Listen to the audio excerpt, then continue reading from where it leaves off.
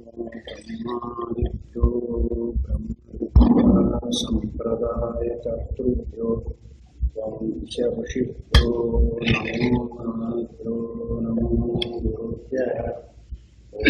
ಓಂ ಶಾಂತಿ ಶಾಂತಿ ಶಾಂತಿ. ವೇದಾಂತ ಜ್ಞಾನದ ಮಹಿಮೆ. ನಮ್ಮ ಆತ್ಮನೇ ಇಡೀ ವಿಶ್ವದ ಆತ್ಮನೆಂಬ ಸಿದ್ಧಾಂತದಿಂದಾಗುವ ಪ್ರಯೋಜನಗಳು.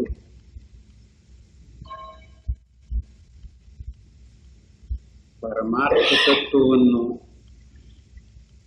ತಿಳಿಸಿಕೊಡುವ ಪ್ರಸಂಗದಲ್ಲಿ ಶಾಸ್ತ್ರವಿದೆಯಲ್ಲ, ಯಾವುದು ಹೇಗೆ ತೋರಿಕೊಳ್ಳುತ್ತಿದೆಯೋ ಹಾಗೆಯೇ ಇರುತ್ತಿದೆ ಅಂತ ನಂಬಿಕೊಳ್ಳುವುದಿಲ್ಲ. ಅದನ್ನು ಸಂಶೋಧನೆ ಮಾಡುತ್ತಿದೆ. ಆ ನಂತರ ಅದು ಹಾಗೆ ಇದ್ರೆ ಹಾಗೆ ಇದೆ ಅಂತ ತಿಳಿಸುತ್ತಿದೆ. ಇಲ್ಲದಿದ್ದರೆ ಸಂಶೋಧನೆಯ ರೂಪದಲ್ಲಿ ಯಾವುದು ತಿಳಿದು ಬಂದಿರುತ್ತದೆಯೋ ಅದನ್ನು ಹೇಳ್ತಾ ಇದೆ. ಬರೀ ಇದು ಒಂದೇ ಶಾಸ್ತ್ರಕ್ಕಲ್ಲ, ಸರ್ವಶಾಸ್ತ್ರಗಳು ಹಾಗೆಯೇ. ಈಗ ನಮಗ ಸ್ವಾಭಾವಿಕವಾಗಿ ಈ ಶರೀರೇಂದ್ರಿಯಾದಿಗಳಿಂದ ಕೂಡಿಕೊಂಡಿರುವವನು ನಾನು ಅಂತ ಲೌಕಿಕದ ದೃಷ್ಟಿಯಿಂದ ಅನಿಸಿದೆ. ಸಾಮಾನ್ಯರಿಗೆ ನಾವು ಇರುವುದು ಹೀಗೆಯೇ, ಈಗ ತೋರ್ತಾ ಇದೆಯಲ್ಲ ಇದು ಹೀಗೆ ಇದ್ದುಕೊಂಡಿದೆ ಅಂತ ಅನಿಸಬಹುದು.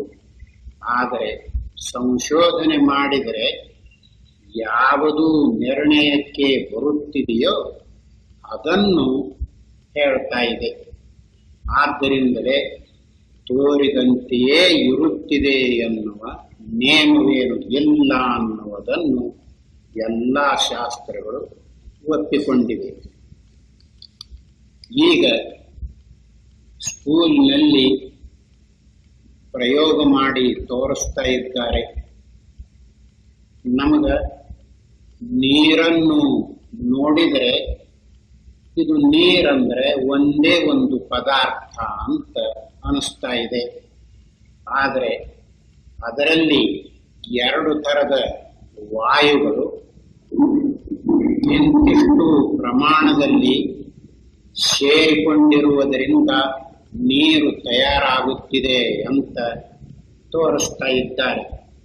ಸಾಮಾನ್ಯರಿಗೆ ನೀರು ಅಂತ ಅನಿಸುತ್ತಿದೆಯಲ್ಲ, ಸಂಶೋಧಕರಿಗೆ ಅದು ಆಮ್ಲಜನಕ ಜಲಜನಕ ಅಥವಾ ಹೈಡ್ರೋಜನ್ ಆಕ್ಸಿಜನ್ ಅಂತ ಈ ಎರಡು ವಾಯುಗಳು ಇಂಥ ಪ್ರಮಾಣದಲ್ಲಿ ಸೇರಿದಾಗ ತಯಾರಾಗುತ್ತಿದೆ ಅಂತ ಹೇಳ್ತಾರೆ. ನಮ್ಗೆ ನೋಡುವಾಗ ನೀರು ಅಂತ ಅನಿಸ್ತದೆ, ಸಂಶೋಧನೆ ಮಾಡಿದರೆ ವಾಯು ಅಂತ ಅನಿಸ್ತದೆ. ಅದರಂತೆಯೇ ಇಲ್ಲಿ ನಮಗೆ ನಾವು ಈಗ ಪ್ರತಿಯೊಬ್ಬರು ನಾನಂದ್ರೆ ಹುಟ್ಟಿ ಬಂದೇನೆ ಸಾಯ್ತೇನೆ ಅಂತ. ಶಾಸ್ತ್ರವು ನೀನು ಹುಟ್ಟುವವನಲ್ಲ ಸಾಯುವವನಲ್ಲ ಅಂತ ಹೇಳ್ತಾರೆ. ಆದ್ದರಿಂದಲೇ ವಿಮರ್ಶನೆ ಮಾಡಿ ತಿಳಿಯಬೇಕಾಗಿದೆ. ಹಾಗೆಯೇ ಅದನ್ನು ಐತಿ ಅಂತ ಲೌಕಿಕ ದೃಷ್ಟಿಯಿಂದ ನೋಡಿದರೆ ಇರುವಂತೆ ತಿಳಿಯುವುದು. ಅದಕ್ಕಾಗಿ ಲೌಕಿಕ ದೃಷ್ಟಿ, ಪರಮಾರ್ಥ ದೃಷ್ಟಿ ಅಂತ ಎರಡು ದೃಷ್ಟಿಯನ್ನು ತೋರಿಸಿರುವುದು. ಲೌಕಿಕದ ದೃಷ್ಟಿಯಿಂದ ಯಾವುದು ಹುಟ್ಟುತ್ತಿದೆ ಅಂತ ಅನಿಸಿದೆಯೋ ಪರಮಾರ್ಥ ದೃಷ್ಟಿಯಿಂದ ಹುಟ್ಟುವುದಿಲ್ಲ, ಸಾಯುವುದಿಲ್ಲ ಅಂತ ತಿಳಿಯುತ್ತಿದೆ. ಆ ವಿಷಯವನ್ನು ಹೇಳಿ ನಂತರ ಈಗ ಇಂಥ ಜ್ಞಾನವನ್ನು ಮಾಡಿಕೊಂಡ ನಂತರ ಏನಾಗುತ್ತಿದೆ, ಯಾವ ಪ್ರಯೋಜನವಾಗುತ್ತಿದೆ ಅಂತ ಅನಿಸುತ್ತಿದೆಯಲ್ಲವೇ, ಅದನ್ನು ಈಗ ಹೇಳ್ತಾ ಇದ್ದಾರೆ. ಸ್ವಾಭಾವಿಕವಾಗಿ ನಾವು ಈಗ ತಿಳಿದುಕೊಂಡಿದ್ದೇವಲ್ಲ, ನಾವು ಜೀವರು. ಆಯಾ ಶರೀರ ಎಷ್ಟೈತ್ ನೋಡು ಅಷ್ಟೇ ಇರುವವರು. ಅಂದರೆ ಪರಿಚ್ಛಿನ್ನ ರೂಪವಾಗಿ ನಮ್ಮ ಕೈಲಿ 3.5 ಮೊಳನೋ 3 ಮೊಳನೋ ಹೀಗಿದ್ದುಕೊಂಡಿದ್ದೇವೆ ಅಂತ ಕಲ್ಪನೆ ಬಂದಿದೆ. ಈಗ ಆ ಶಾಸ್ತ್ರವು ಹೇಳಿಕೊಡುತ್ತಿದೆಯಲ್ಲ, ನೀನೇ ಇಡೀ ವಿಶ್ವಕ್ಕೆ ಆತ್ಮನಾಗಿದ್ದೀಯೇ ಅಂತ ಹೇಳುತ್ತೆ. ನೀನೇ ಪರಮಾತ್ಮನಿದ್ದೀಯೇ ಅಂತ ಹೇಳುತ್ತದೆ. ಆದರೆ ಶಾಸ್ತ್ರವು ಹೇಳುತ್ತಿದೆಯಲ್ಲ, ಅದನ್ನು ನಾವು ಅನುಭವದಲ್ಲಿ ಇರುವಂತೆ ಕಂಡುಕೊಂಡಾಗ ಹೌದು ಅಂತ ಗೊತ್ತಾಗುತ್ತದೆ. ಶಾಸ್ತ್ರ ಹೇಳ್ತೈತಿ ಅಂದ ಬಳಿಕ ಇರಬಹುದು ಅಂದ್ರೆ ಕಂಡಿಲ್ಲ, ಭಾವನೆ ಮಾಡಿಕೊಂಡಿದ್ದಾನೆ ಅಂತ ಅರ್ಥ. ಇದನ್ನು ಕಂಡುಕೊಳ್ಳುವುದಕ್ಕೆ ಮೊದಲಿಗೆ ಹೇಳಿಕೊಂಡು ಬಂದಿದ್ದಾರಲ್ಲ, ಯುಕ್ತಿ, ಅನುಭವ ಇವುಗಳು ಮುಖ್ಯವಾಗಿ ಬೇಕಾಗುತ್ತಿವೆ ಅಂತ. ಜ್ಞಾನವಾಗಬೇಕಾದರೆ ಯುಕ್ತಿ ಅನುಭವದ ಮೂಲಕವಾಗಿ ಜ್ಞಾನವಾಗುತ್ತಿದೆ. ಈ ಮಾತನ್ನು ಕೇಳಿದಾಗ ಲೌಕಿಕದ ದೃಷ್ಟಿಯಲ್ಲಿ ಗೊತ್ತಾಗುವುದು. ಯಾಕೆಂದ್ರೆ ಅನುಭವ ಅಂದ್ರೆ ಹೇಗಿರ್ತೈತಿ, ಜ್ಞಾನ ಅಂದ್ರೆ ಹೇಗಿರ್ತೈತಿ ಅಂತ ವಿಂಗಡಿಸಿ ತಿಳ್ಕೊಂಡಿರುವುದಿಲ್ಲ. ಜ್ಞಾನ ಅಂದ್ರೆ ಅನುಭವ, ಅನುಭವ ಅಂದ್ರೆ ಜ್ಞಾನ ಅಂತ ಹೀಗೆ ಬಳಕೆಯಲ್ಲಿ ಬಂದಿದೆ. ಆದರೆ ಇದರಲ್ಲಿ ಅದನ್ನು ಬಿಡಿಸಿ ತೋರಿಸಿದರೆ ಎಲ್ಲರಿಗೂ ಗೊತ್ತಾಗುತ್ತಿದೆ. ಅನುಭವವಿದೆಯಲ್ಲ, ಅನುಭವಿಸುವುದು ಮಾತ್ರ. ಅದರ ಸಂಬಂಧವಾಗಿ ಹೀಗೈತಿ ಅಂತ ಗೊತ್ತಾಗುತ್ತಿದೆಯಲ್ಲ, ಅದು ಜ್ಞಾನ. ಈಗ ಖಾರ ಅಂದ್ರೆ ಹೇಗಿರ್ತೈತಿ, ಮೆಣಸಿನಕಾಯಿ ತೋರಿಸಿದ್ರೆ ಇದಕ್ಕ ಮೆಣಸಿನಕಾಯಿ ಅಂತ ಹೇಳುತ್ತಾರೆ. ಮೆಣಸಿನಕಾಯಿ ಅಂತ ಹೇಳಿಕೊಂಡಾಗ ನಾಲಿಗೆ ಚುರು ಚುರು ಅನ್ನುತ್ತಿದೆಯೇ ಎಂದು. ಮತ್ತೆ ಯಾವಾಗ ಚುರು ಚುರು ಅಂತೈತಿ, ಅದನ್ನ ಕಡಿದ್ರ, ಆ ಮೆಣಸಿನಕಾಯಿ ಕಡ್ದಾಗ ಅದು ಅವಾಗ ಹೇಗಿರ್ತೈತಿ ನೋಡು, ಅದು ಅನುಭವ. ಮೆಣಸಿನಕಾಯಿ ಅಂತ ಕರೀತಾ ಇದ್ದಾರಲ್ಲ, ಇದು ಜ್ಞಾನ. ಇದಕ್ಕೆ ಪ್ರತ್ಯಯ ಅಂತ ಹೇಳ್ತಾ ಇರೋದು. ಇದರಂತೆ ಉಪ್ಪು ಅಂದ್ರೆ ಹೇಗಿರ್ತೈತಿ, ಉಪ್ಪು ಅಂದ್ರ ನಾಲ್ಗಿ ಮೇಲಿರುವ ಹೇಗಿರ್ತೈತಿ ನೋಡು, ಹಾಗಿರ್ತೈತಿ. ಹೊಳಕು ತೋರಿಸಿದಾಗ ಅದಕ್ಕ ಉಪ್ಪು ಅಂತ. ಉಪ್ಪು ಅಂತ ಹೇಳೋದು ಪ್ರತ್ಯಯ ಅಥವಾ ಜ್ಞಾನ. ಅನುಭವಿಸುವಾಗಿರುವುದು ಅನುಭವ. ಆದ್ದರಿಂದಲೇ ಅನುಭವಕ್ಕೂ ಜ್ಞಾನಕ್ಕೂ ಅಂತರವಿದೆ. ಯಾಕಿದನ್ನು ಹೇಳ್ತೈತಿ ಅಂದ್ರೆ, ಮುಂದೆ ಆತ್ಮಸ್ವರೂಪವನ್ನು ತಿಳಿಯಬೇಕಾಗಿದೆಯಲ್ಲ, ಆಗ ಆತ್ಮಸ್ವರೂಪದ ಅನುಭವವಾಗಬೇಕಾದರೆ ಶರೀರ, ಇಂದ್ರಿಯಗಳು, ಪ್ರಾಣಗಳು, ಮನಸ್ಸು, ಬುದ್ಧಿ, ಚಿತ್ತ, ಅಹಂಕಾರ, ಈಗ ನಾನು ಅಂತ ಹೇಳಿಕೊಳ್ತಾ ಇದ್ದೇವಲ್ಲ, ಇದು ಇದು ಯಾವುದೂ ಇರುವುದಿಲ್ಲ. ಇದರಲ್ಲಿ ಯಾವುದಾದರೂ ಒಂದು ಎದ್ರ ಆತ್ಮಸ್ವರೂಪವಾಗಿ ನಿಲ್ಲುವುದಕ್ಕೆ ಬರುವುದು. ಹಾಗಾದರೆ ಇವು ಇಲ್ಲದಿರುವಾಗ ಅದು ಹೇಗಿದೆ ನೋಡು, ಹಾಗೆ ಇವನು ನಿಲುಗಡೆಯನ್ನು ಹೊಂದಿರುತ್ತಾನಲ್ಲ, ಅದಕ್ಕೆ ಅನುಭವ ಅಂತ ಹೇಳೋದು.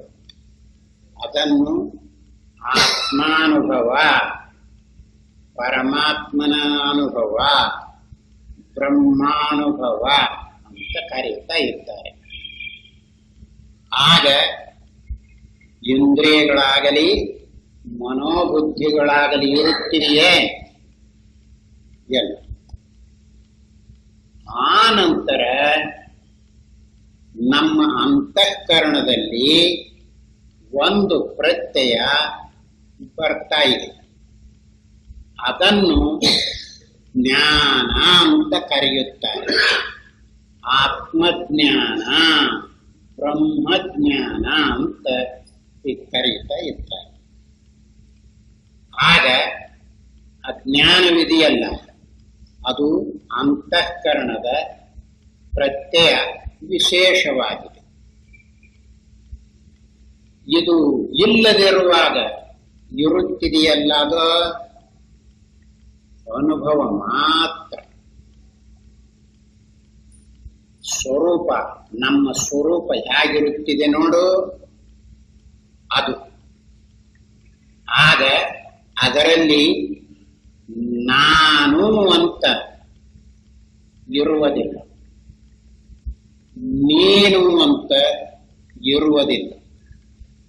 ಯಾಕಿರುವುದಿಲ್ಲ?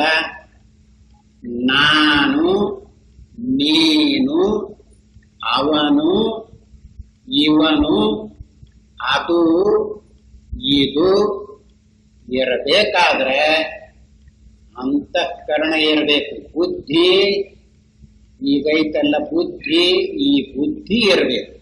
ಇದ್ದಾಗ ಈ ಪ್ರಯೋಗ ನಡೀತಾ ಇದೆ. ಅಲ್ಲಿಯೋ ಇದರ ಚಲಾವಣೆನ ಇಲ್ಲ. ಆದ್ದರಿಂದಲೇ ಅಲ್ಲಿ ನಾನು ಎಲ್ಲ. ನಾನನ್ನೋದು ಇಲ್ಲದೆ ಇರುವಾಗ ನೀನು ಅವನು ಇಲ್ಲ ಅಂತ ಬ್ಯಾರೆ ಹೇಳಬೇಕಾದದ್ದು ಎಲ್ಲ. ಆದ್ದರಿಂದ ಆತ್ಮ ಹೇಗೈತೆ? ಶಾಸ್ತ್ರದಲ್ಲಿ ಅದನ್ನು ತಿಳಿಸುವುದಕ್ಕೆ ಸಚ್ಚಿದಾನಂದ ಅಂತ ಕರೆದಿರ್ತಾರೆ, ನಿತ್ಯ ಪರಿಪೂರ್ಣ ಅಂತ ಬರೆದಿರ್ತಾರೆ. ಈಗ ಅದರಲ್ಲಿ ಇವನು ನಿಲುಗಡೆಯನ್ನು ಹೊಂದ್ಯಾನಲ್ಲ, ಅದಾಗಿಯೇ ಎತ್ತಾನಲ್ಲ, ಹೇಗಿರ್ತತಿ?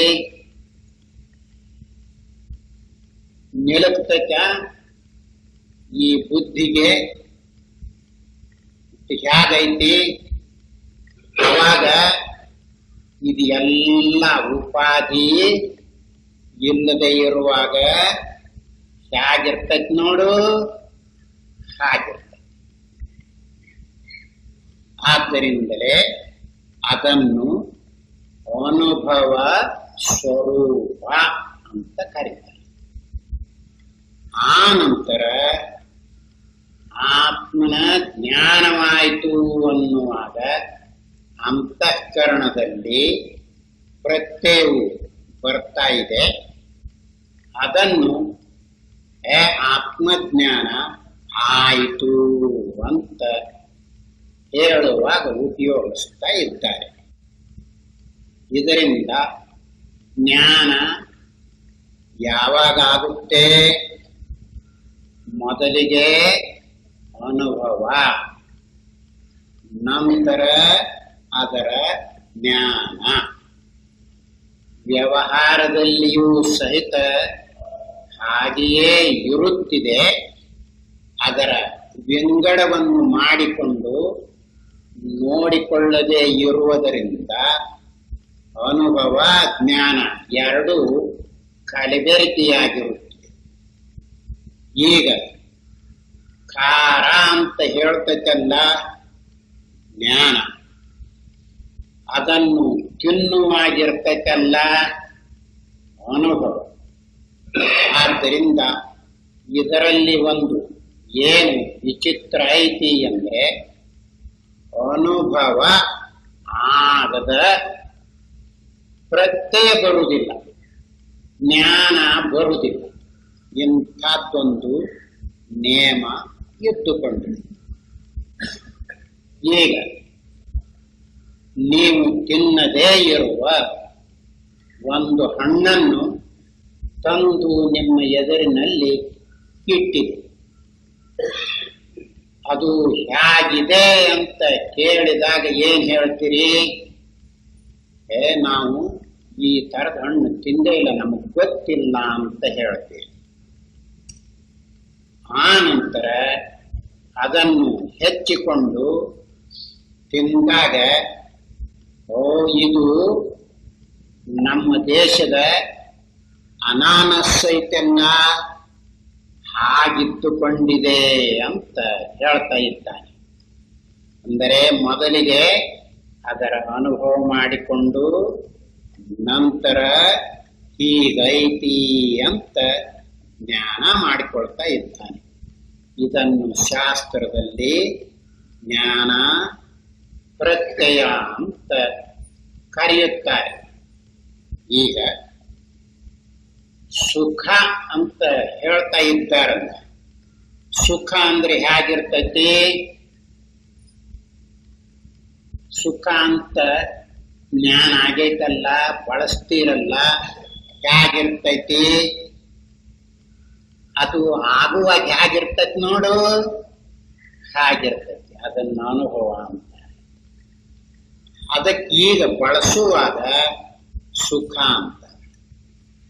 ದುಃಖ ಅಂತ ಹೇಳ್ತೀರಲ್ಲ, ಹೇಗಿರ್ತೈತಿ?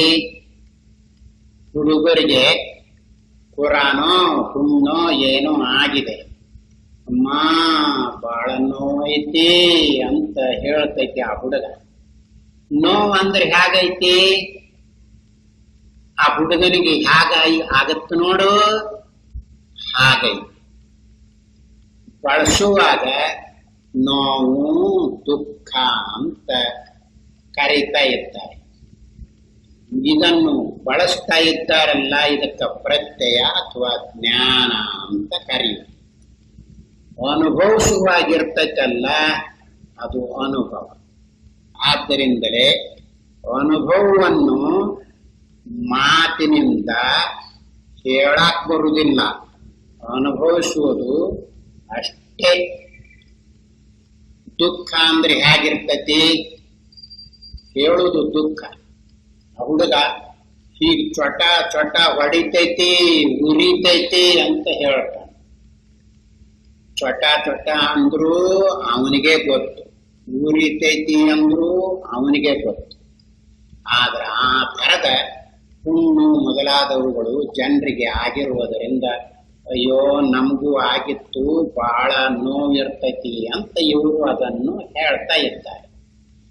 ಆದ್ದರಿಂದ ಅನುಭವ ಅದರ ಜ್ಞಾನ ಅಥವಾ ಪ್ರತ್ಯಯ ಹೀಗೆ ಇದ್ದುಕೊಂಡಿರುತ್ತದೆ. ಆದ್ದರಿಂದ ಯುಕ್ತಿ ಅನುಭವದಿಂದ ಜ್ಞಾನವು ಆಗುತ್ತಿದೆ. ಮೊದಲಿಗೆ ಜ್ಞಾನ ಇರುವುದಿಲ್ಲ, ಅನುಭವ ಆದ ನಂತರ ಅದರ ಜ್ಞಾನ ಬರುತ್ತಿದೆ. ಆದ್ದರಿಂದಲೇ ಈಗ ಈ ವೇದಾಂತ ಜ್ಞಾನ ಆಗಿದೆಯಲ್ಲ, ಇದನ್ನು ತಿಳಿಯುವಾಗ ಹೇಗಿರುತ್ತಿದೆ, ಅನುಭವ ಮಾಡುವಾಗ ಹೇಗಿರುತ್ತಿದೆ, ಅದನ್ನು ಇಲ್ಲಿ ತೋರಿಸ್ತಾ ಇದ್ದಾರೆ. ಈ ವಿಶ್ವದ ಪರಮಾರ್ಥ ಸ್ವರೂಪವೇ ಬ್ರಹ್ಮವೆಂತಲೂ ನಮ್ಮ ಆತ್ಮನು ಪರಮಾರ್ಥ ದೃಷ್ಟಿಯಿಂದ ನೋಡಿದಾಗ ಬ್ರಹ್ಮವೇ ಆಗಿರುವನೆಂತಲೂ ಈವರೆಗೆ ನಾವು ಹೇಳಿರುವುದನ್ನು ಲಕ್ಷ್ಯವಾಗಿಟ್ಟುಕೊಳ್ಳುವ ಓದುಗರಿಗೆ ವೇದಾಂತ ದರ್ಶನದ ಮತ್ತೊಂದು ವಿಶೇಷವು ಅವಶ್ಯವಾಗಿ ಮನಸ್ಸಿನಲ್ಲಿ ಮಿಂಚುತ್ತದೆ. ಅದೇನೆಂದರೆ ಬ್ರಹ್ಮವು ನಮ್ಮ ಆತ್ಮನಾಗಿರುವುದಲ್ಲದೆ ಇಡೀ ವಿಶ್ವಕ್ಕೆ ಆತ್ಮನಾಗಿರುವುದೆಂದು ಈ ದರ್ಶನದಲ್ಲಿ ಗೊತ್ತುಪಡಿಸಿರುವುದರಿಂದ ನಮ್ಮ ಆತ್ಮನ ಸ್ವರೂಪವನ್ನು ಅರಿತುಕೊಳ್ಳುವುದೆಂದರೂ ಒಂದೇ, ಇಡೀ ವಿಶ್ವದ ತಿರುಳನ್ನು ಅರಿಯುವುದೆಂದರೂ ಒಂದೇ ಎಂದಾಯಿತು. ಈಗ ನಮ್ಮ ಆತ್ಮನನ್ನು ತಿಳಿಯಬೇಕು ಅಂತ ಈಗ ಹೊರಟಿದ್ದೇವಲ್ಲ, ಹೇಗೆ ತಿಳಿಯುವುದಕ್ಕೆ ಸಾಧ್ಯವಿದೆ ಅಂತ ಶಾಸ್ತ್ರವಾಗಲಿ ಬಲ್ಲವರಾಗಲಿ ತೋರಿಸಿಕೊಟ್ಟಿರುತ್ತಾರೆ. ಯಾಕೆ ತಿಳಿಯಬೇಕು? ಉಪಾಧಿಯನ್ನು ಸಂಪೂರ್ಣವಾಗಿ ಬಿಡಿಸಿಕೊಳ್ಳಬೇಕು. ಈಗ ಹೊರಟಿರುವುದು ಹೇಗೆ? ನನ್ನ ಆತ್ಮನನ್ನು ತಿಳಿಯಬೇಕು ಅಂತ ಹೊರಟಿರುವುದು. ಉಪಾಧಿಯನ್ನು ಸಂಪೂರ್ಣವಾಗಿ ಬಿಡಿಸಿಕೊಂಡಾಗ ಆಗ ಏನಿರುತ್ತಿದೆ? ನನ್ನ ಆತ್ಮ ಹೀಗಿರುವುದಿಲ್ಲ, ಮತ್ತೇನು? ಸ್ವರೂಪ ಮಾತ್ರ ಇರುತ್ತಿದೆ. ಅದನ್ನೇ ಇಡೀ ವಿಶ್ವಕ್ಕೆ ಆತ್ಮನಾಗಿದೆ, ಪರಮಾತ್ಮನಾಗಿದೆ, ಬ್ರಹ್ಮವಾಗಿದೆ ಅಂತ ಹೇಳಿದರು. ಇದರಿಂದ ನಮ್ಮ ಆತ್ಮನೆಂದರೂ ಒಂದೇ, ಪರಮಾತ್ಮನೆಂದರೂ ಒಂದೇ. ಉಪಾಧಿಯನ್ನು ಯಾರು ಬಿಡಿಸಿಕೊಂಡಿರುವುದಿಲ್ಲವೋ ಅವರಿಗೆ ಅವರ ಆತ್ಮನ ಸ್ವರೂಪವೂ ತಿಳಿಯದು. ಜಗತ್ತಿಗೆ ಮೂಲ ತತ್ವವಾದ ಪರಮಾತ್ಮನ ವಿಷಯವು ತಿಳಿಯದು. ಯಾಕೆಂದರೆ ಪರಮಾತ್ಮನನ್ನು ತಿಳಿದುಕೊಳ್ಳಬೇಕಾದರೆ ಈಗಿರುವ ಉಪಾಧಿಯನ್ನು ಸಂಪೂರ್ಣವಾಗಿ ಬಿಡಿಸಿಕೊಂಡರೆ ಆ ರೂಪವಾಗಿ ನಿಲ್ಲುವುದಕ್ಕೆ ಸಾಧ್ಯವಾಗುತ್ತದೆ. ಇಲ್ಲದಿದ್ದರೆ ನಿಲ್ಲುವುದಕ್ಕೆ ಬರುವುದಿಲ್ಲ. ಉಪಾಧಿ ಅಡ್ಡಿ ಮಾಡ್ತೈತಿ. ಆದ್ದರಿಂದ ಆಗ ಅದು ಹೇಗಿರುತ್ತಿದೆ? ವಾಕು ಮನಸ್ಸು ಅದರ ಮೇಲೆ ನಡೆಯುವುದಿಲ್ಲ. ಹೀಗೈತಿ ಅಂತ ವಾಕ್ಯನಿಂದ ಹೇಳುವುದಕ್ಕೆ ಬರುವುದಿಲ್ಲ. ಮನಸ್ಸು ಕಲ್ಪನೆ ಮಾಡುವುದಕ್ಕೆ ಆಗುವುದಿಲ್ಲ. ಯಾಕೆ ಅಂದರೆ ಅಲ್ಲಿ ವಾಕ್ಕಾಗಲಿ ಮನಸ್ಸಾಗಲಿ ಇರುವುದಿಲ್ಲ. ಅದು ಈಗ ಮನಸ್ಸು ನೋಡ್ತಾ ಇದೆಯಲ್ಲ, ಕಲ್ಪನೆ ಮಾಡ್ತಾ ಇದೆಯಲ್ಲ, ಹೀಗಿರುವುದಲ್ಲ. ಆದ್ದರಿಂದಲೇ ಅದನ್ನು ಹೀಗಿದೆ ಅಂತ ಮನಸ್ಸಿನಿಂದ ಕಲ್ಪನೆ ಮಾಡಬಹುದು, ಬುದ್ಧಿಯಿಂದ ತಿಳಿಯಬಹುದು. ಹೀಗಿರುವುದಿಲ್ಲ. ಶಾಸ್ತ್ರದಲ್ಲಿ ಆತ್ಮನು ಪರಮಾತ್ಮನು ಸಚ್ಚಿದಾನಂದ ಸ್ವರೂಪನಾಗಿದ್ದಾನೆ ಅಂತ ಹೇಳ್ತೈತಲ್ಲ, ಹೌದು. ಆ ಕೇಳುತ್ತಿದೆಯಲ್ಲ, ಮುಮುಕ್ಷುಗಳಿಗೆ, ಜಿಜ್ಞಾಸುಗಳಿಗೆ ಅದನ್ನು ತಿಳಿದುಕೊಳ್ಳುವುದಕ್ಕೆ ಪ್ರಯತ್ನ ಮಾಡಲಿ ಎನ್ನುವುದಕ್ಕಾಗಿ ಹೇಳುತ್ತೆ. ಇನ್ನು ನಿರ್ವಿಕಲ್ಪವಾಗಿದೆ, ನಿರ್ವಿಶೇಷವಾಗಿದೆ, ನಿಷ್ಕ್ರಿಯವಾಗಿದೆ ಅಂತ ಹೀಗೆ ಹೇಳಿರುತ್ತದೆ. ಹಾಗೆ ಹೇಳಿದರೆ ಯಾವನು ಉಪಾಧಿಯನ್ನು ಬಿಡಿಸಿಕೊಂಡು ನೋಡಿಕೊಳ್ಳುತ್ತಾನೆಯೋ ಅವನಿಗೆ ಸತ್ ಅಂದ್ರೆ ಹೇಗಿರ್ತತಿ, ಚಿತ್ ಅಂದ್ರೆ ಹೇಗಿರ್ತತಿ, ಆನಂದ ಅಂದ್ರೆ ಹೇಗಿರ್ತತಿ, ನಿರ್ವಿಕಲ್ಪ ಅಂದ್ರೆ ಹೇಗಿರ್ತತಿ, ನಿರ್ವಿಶೇಷ ಅಂದ್ರೆ ಹೇಗಿರ್ತತಿ ಗೊತ್ತಾಗುತ್ತದೆ. ಉಳಿದವರಿಗೋ ಶಬ್ದಕ್ಕೆ ಅರ್ಥ ಮಾಡಿಕೊಳ್ಳುವುದು ಏನು? ನಿರ್ವಿಕಲ್ಪ ಅಂದ್ರೆ ಕಲ್ಪನೆ ಇಲ್ಲದೆ ಇರುವುದು, ನಿರ್ವಿಶೇಷ ಅಂದ್ರೆ ಯಾವ ವಿಶೇಷ ಇಲ್ಲದೆ ಇರುವುದು ಇಷ್ಟೇ. ಆದರೆ ಈ ಉಪಾಧಿಯನ್ನು ಬಿಡಿಸಿಕೊಂಡಿದ್ದಾನಲ್ಲ ಆ ಮಹಾತ್ಮನಿಗೆ ಮಾತ್ರ ಅವು ಹೇಗಿದೆಯೋ ಹಾಗೆ ಗೊತ್ತಾಗುತ್ತಿದೆ. ಅದನ್ನು ತಿಳಿಸುವುದಕ್ಕಾಗಿ ಹಾಗೆ ಹೇಳಿರುತ್ತದೆ. ಆಗಲೂ ಸಹಿತ ನಾವು ನಿರ್ವಿಕಲ್ಪ ಅಂದ್ರೆ ಹೇಗಿರ್ತೈತಿ ಅಂತ ನೋಡಿಕೊಳ್ಳುವುದಕ್ಕೆ ಪ್ರಯತ್ನ ಪಟ್ಟರೆ ಈಗಿರುವ ಉಪಾಧಿಯನ್ನು ಸಂಪೂರ್ಣವಾಗಿ ಬಿಡಲೇಬೇಕು. ಸತ್ತಂದ್ರೆ ಹೇಗಿರ್ತೈತಿ ಅಂತ ಅದರ ಅನುಭವ ಮಾಡಿಕೊಳ್ಳುವಾಗ ಈಗಿರುವ ಉಪಾಧಿಯನ್ನು ಸಂಪೂರ್ಣವಾಗಿ ಬಿಡಿಸಿಕೊಳ್ಳಲೇಬೇಕು. ಹಾಗಾದರೆ ಆ ಸ್ವರೂಪ ಹೇಗೈತಿ ಅನ್ನೋದು ಗೊತ್ತಾಗುತ್ತೆ. ಆದ್ದರಿಂದಲೇ ಇಲ್ಲಿ ಆತ್ಮನೆಂದರೂ ಬ್ರಹ್ಮವೆಂದರೂ ಒಂದೇ ಅಂತ ಹೇಳ್ತಾ ಇದೆಯಲ್ಲ, ಯಾವಾಗ ಹೀಗೆ ತಿಳಿಯುತ್ತಿದೆ? ಉಪಾಧಿ ಬಿಡಿಸಿಕೊಂಡಾಗ. ಅದು ನಮಗೆ ಇರುವ ಈಗ ಉಪಾಧಿ ಐತಲ್ಲ, ಶರೀರದಿಂದ ಹಿಡಿದು ಅಹಂಕಾರದ ಪರ್ಯಂತ ಇರುವ ಈ ಉಪಾಧಿ ಐತಲ್ಲ, ಇದನ್ನು ಬಿಡಿಸಿಕೊಳ್ಳುವಾಗ ಸಂಪೂರ್ಣವಾಗಿ ಪ್ರಪಂಚದ ಉಪಾಧಿ ಯಾವುದೈತ್ ನೋಡು ಅದು ಸಹಿತ ಬಿಡ್ತೈತಿ. ಹೀಗಿದ್ದುಕೊಂಡಿದೆ. ಅದನ್ನೇ ಈಗ ಅವಸ್ಥೆಗಳ ರೂಪದಿಂದ ತಿಳಿಸುವುದಕ್ಕೆ ಹೊರಟಿದೆ. ಈಗ ನಮ್ಮ ಕಲ್ಪನೆ, ಈ ಬುದ್ಧಿ ಏನು ಕಲ್ಪನೆ ಮಾಡ್ತೈತಿ ಅಂದ್ರೆ, ನಮಗಿರುವ ಶರೀರ, ಇಂದ್ರಿಯಗಳು, ಮನಸ್ಸು, ಬುದ್ಧಿ ಇವುಗಳನ್ನು ಬಿಡಿಸಿಕೊಂಡ್ರೆ ನಮ್ಮ ಉಪಾಧಿ ತಪ್ಪೈತಿ, ನನ್ನ ಆತ್ಮನು ಗೊತ್ತಾಗ್ತಾ ಇದ್ದಾನೆ. ಇನ್ನು ಉಳಿಕೆದವರ ಉಪಾಧಿ ಅವರ ಆತ್ಮ ಹಾಗೆ ಇರ್ತೈತಿ ಅಂತ ಹೇಳ್ತೈತಿ ಬುದ್ಧಿ. ಯಾಕೆ ಹಾಗೆ ಹೇಳ್ತೈತಿ? ಅದಕ್ಕಷ್ಟೇ ಗೊತ್ತಿರುವುದು. ಈ ಬುದ್ಧಿಗೆ ಇಷ್ಟೇ ಗೊತ್ತಿರುವುದು. ಈ ಉಪಾಧಿ ಬಿಡಿಸಿಕೊಂಡ್ರೆ ಉಳಿದ ಉಪಾಧಿ ಇದ್ದೇ ಇರ್ತವು. ನನ್ನ ಆತ್ಮನನ್ನು ನಾನು ತಿಳಿಯಬಹುದು, ಹೀಗೆ ತಿಳ್ಕೊಳ್ಳುತ್ತಾರೆ. ಯಾವಾಗ ಈ ಬುದ್ಧಿಯನ್ನು ಉಪಯೋಗಿಸಿಕೊಂಡಾಗ. ಅದಕ್ಕಾಗಿಯೇ ಈ ಬುದ್ಧಿಗೆ ತತ್ವವನ್ನು ತಿಳಿಯುವುದಕ್ಕೆ ಯೋಗ್ಯತೆ ಇಲ್ಲ. ಈ ಬುದ್ಧಿಯನ್ನು ಯಾರು ಉಪಯೋಗಿಸಿಕೊಳ್ತಾ ಇದ್ದಾರೆಯೋ ಅವರಿಗೆ ತತ್ವದ ಸುಳುವು ಸಹಿತ ಗೊತ್ತಾಗುವುದಿಲ್ಲ ಅಂತ ಹೇಳಿರುತ್ತೀವಿ. ಈ ಬುದ್ಧಿ ಏನ್ ಹೇಳುತ್ತೆ ಅಂದ್ರೆ, ಉಳಿದವರಿಗೆ ಅಲ್ಲ ತಿಳ್ಕೊಳ್ಳುವುದಕ್ಕೆ ಬುದ್ಧಿ ಬಿಟ್ರೆ ಇನ್ನೇನ್ ತಿಳ್ಕೊಳ್ಳಕ್ ಬರ್ತೈತಿ?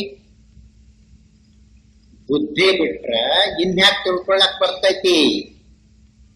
ಬರುದೇ ಇಲ್ಲ ಅಂತ ಈಗ ಹೇಳ್ತೈತಿ. ಆ ಬುದ್ಧಿ ಯಾರ ಹತ್ರ ಐತಿ ನೋಡು, ಅವರಿಗೆಲ್ಲ ಶಾಸ್ತ್ರವಿದೆಯಲ್ಲ, ಬಲ್ಲವರಿದ್ದಾರಲ್ಲ, ಈ ಮನೋಬುದ್ಧಿಗಳನ್ನು ಯಾವಾಗ ಕೈ ಬಿಡ್ತೀರೋ ಆವಾಗ ನಿಮ್ಮಲ್ಲಿ ಅನುಭವ ಅನ್ನೋ ಒಂದು ಕಣ್ಣೈತಿ, ಆ ಕಣ್ಣು ಬಿಡ್ತೀರಿ ಅಂತ ಅವ್ರು ಹೇಳ್ತಾರೆ.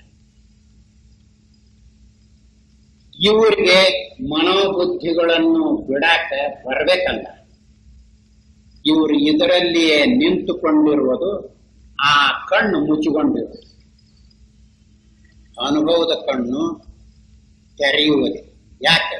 ಈ ಮನೋಬುದ್ಧಿಗಳು ಇದ್ರೆ ಅದು ಮುಚ್ಕೊಂಡಿರ್ತದೆ, ಇದು ಅಡ್ಡಿ ಮಾಡ್ತದೆ. ಈ ಮನೋಬುದ್ಧಿಗಳನ್ನು ಯಾವಾಗ ಬಿಡ್ತೀರೋ ಆಗಲೇನೆ ಆ ಕಣ್ಣು ತೆರಕೊಳ್ಳೋದು. ಆವಾಗ ಮನೋಬುದ್ಧಿಗಳಿದ್ರೆ ತಿಳಿಯಾಕ್ ಬರ್ತೈತಿ ಅಂತ ಈ ಹೇಳಿಕೆ ಲೌಕಿಕದಲ್ಲಿ ಇಟ್ಟುಕೊಂಡಿದೆ. ಪರಮಾರ್ಥವನ್ನು ತಿಳಿಯುವ ಪ್ರಸಂಗದಲ್ಲಿ ಇದರ ಉಪಯೋಗವಿಲ್ಲ. ಪರಮಾರ್ಥವನ್ನು ಇರುವಂತೆ ತಿಳಿಯಬೇಕಾದರೆ ಆ ಅನುಭವ ದೃಷ್ಟಿಯನ್ನೇ ತೆರೆಯಬೇಕು ಅಂತ ನೆನಪು ಕೊಡ್ತದೆ. ಅದಕ್ಕನ ಹಿಂದೆ ಹೇಳುವಾಗ ಈ ಅನುಭವವೆಂಬುದು ಯಾರಿಗೋ ಒಬ್ಬರಿಗೆ ಇರ್ತೈತಿ ಅಂತ ತಿಳ್ಕೋಬಾರ್ದು. ಸರ್ವರಿಗೂ ಇದ್ದುಕೊಂಡಿದೆ, ಸರ್ವರಿಗೂ ಇದೆ. ಆದರೆ ಅದು ಇದ್ದರೂ ಸಹಿತ ಹೀಗೈತಿ ಅಂತ ಅವರವರಿಗೆ ತಿಳಿಯದಿರುವುದರಿಂದ ಶಾಸ್ತ್ರವು ಬಲ್ಲವರು ಅವರು ಇದರ ನೆನಪು ಕೊಡ್ತಾ ಇದ್ದಾರೆ ಅಂತ ಹೇಳಿ, ಈಗಲೂ ಸಹಿತ ಅಂಥದ್ದು ಐತಿ ನಮ್ಮಲ್ಲಿ. ನಮಗೆ ಈಗ ಉಪಾಧಿಯನ್ನು ಬಿಡಿಸಿಕೊಂಡು ನಿಲ್ಲುವ ಯೋಗ್ಯತೆ ಇಲ್ಲ. ಮತ್ತೆ ಏನ್ ಮಾಡಬೇಕು? ಹೀಗೈತಿ ಅಂತ ಯಾಕೆ ತಿಳ್ಕೋಬೇಕು ಅಂತ ಅನಿಸ್ತೈತಲ್ಲ, ಅದಕ್ಕಾಗಿ ಶಾಸ್ತ್ರ ನಮ್ಮೆಲ್ಲರ ಅನುಭವದಲ್ಲಿ ಇದ್ದುಕೊಂಡಿರುವ ನಿದ್ರೆಯ ನೆನಪನ್ನು ಕೊಡ್ತೈತಿ. ನಿದ್ರೆ ಅಂತ ಹೇಳ್ತೀರಲ್ಲ, ಯಾವುದರಿಂದ ತಿಳ್ಕೊಂಡಿರಿ? ನಿದ್ದೆ ಅಂತ ಹೇಳ್ತೀರಲ್ಲ, ಮನಸ್ಸಿನಿಂದ ತಿಳಿಯುತ್ತಿದೆಯೇ? ಬುದ್ಧಿಯಿಂದ ತಿಳಿಯುತ್ತಿದೆಯೇ? ಚಿತ್ತದಿಂದ ತಿಳಿಯುತ್ತಿದೆಯೇ? ಅಹಂಕಾರದಿಂದ ತಿಳಿಯುತ್ತಿದೆಯೇ? ಈಗ ನಾನು ನಾನು ಅಂತಾನಲ್ಲ, ಅವನಿಂದ ತಿಳಿಯುತ್ತಿದೆಯೇ? ಯಾಕೆ ತಿಳಿಬಾರ್ದು? ನಾನು ತಿಳ್ಕೊಂತೇನಲ್ಲ ಅಂತ ಹೀಗೆ ಹೇಳಬಹುದಲ್ಲವೇ? ಅವನಿಗಿದ್ರ ನಿದ್ರೆ ಹತ್ತೈತ, ಮನಸ್ಸಿದ್ರ, ಬುದ್ಧಿ ಇದ್ರ, ಇಂದ್ರಿಯಗಳಿದ್ರ, ಪ್ರಾಣಿಗಳು ಅದಾವು ಅಂತ ಅನಿಸಿದ್ರ ನಿದ್ರೆ ಹತ್ತೈತ ಎಲ್ಲ. ಅದಕ್ಕನ ಇದರ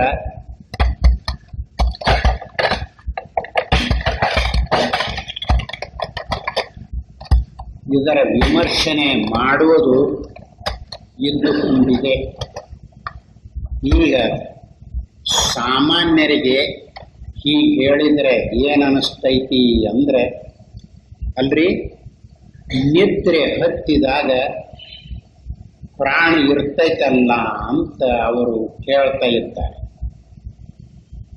ಪ್ರಾಣಿ ಇರ್ತೈತಿ ಅನ್ನೋದು ಯಾಕೆ ಗೊತ್ತಪ್ಪ ನಿನಗ ಅಂತ ಕೇಳಿದ್ರೆ ಅವ್ರು ಏನ್ ಹೇಳ್ತಾರಂದ್ರೆ, ನೋಡ್ರಿ ಇವ್ರು ಮಲಗ್ಯಾರ, ಇವ್ರಿಗೆ ಮಲಗ್ಯಾರಲ್ಲ, ಇವ್ರ ಮೂಗಿನಾಗ ಪ್ರಾಣ ಓಡಾಡ್ತೈತೆ ಎನ್ನುವ ಬುಸ್ ಬುಸ್ ಅಂತ ಹೀಗೆ ತೋರಿಸ್ತಾರೆ.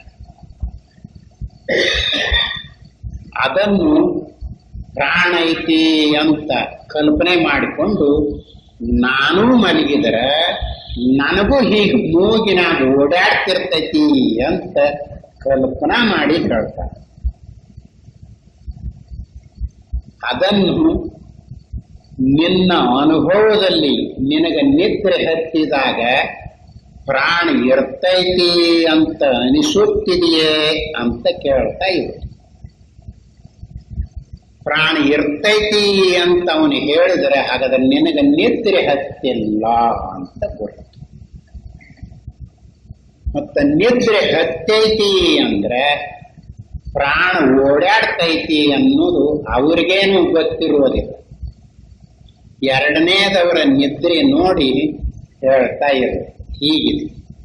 ಆದ್ದರಿಂದಲೇ ವಿಮರ್ಶನೆ ಮಾಡುವಾಗ ಹೇಗೆ ವಿಚಾರ ಮಾಡಬೇಕು, ವಿಮರ್ಶನೆ ಮಾಡಬೇಕು ಅನ್ನೋ ವಿಷಯವನ್ನು ಮುಂದೆ ತಿಳಿಸ್ತಾ ಇದೆ.